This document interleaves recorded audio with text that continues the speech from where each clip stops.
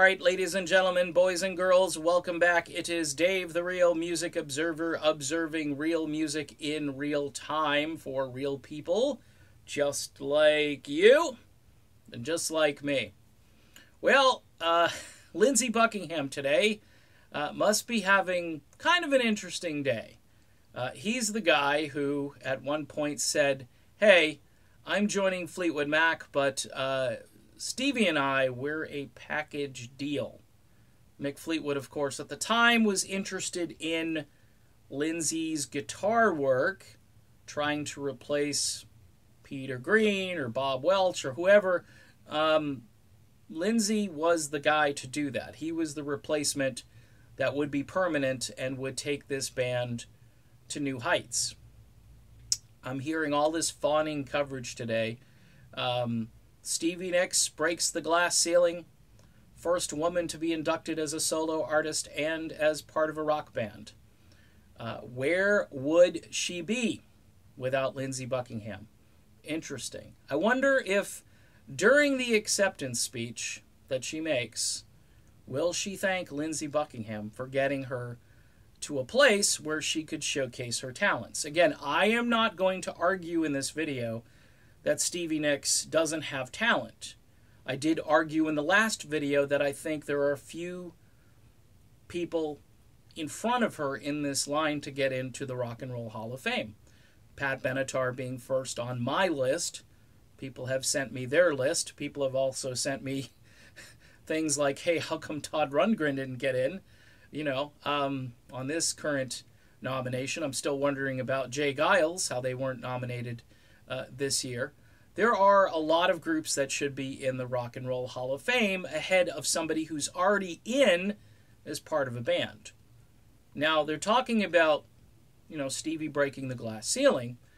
They're not mentioning that she broke the glass ceiling while standing on the shoulders of her boyfriend, Lindsey Buckingham. There's no way around it, folks.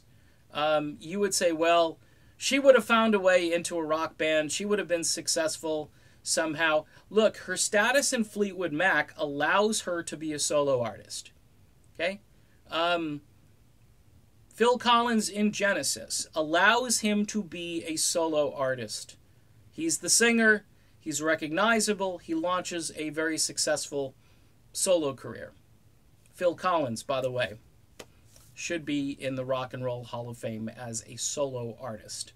His body of work is probably 10 times greater than that of Stevie Nicks.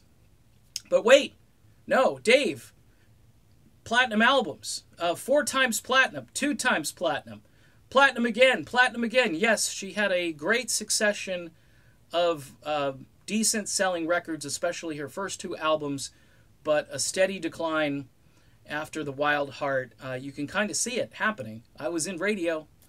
I kind of knew. I mean, you got one song, Rooms on Fire, and then after that, it's kind of like crickets. I think she had a tune either with Bon Jovi or something like that in the early 90s. I didn't really keep track of it after that because they weren't big songs, okay?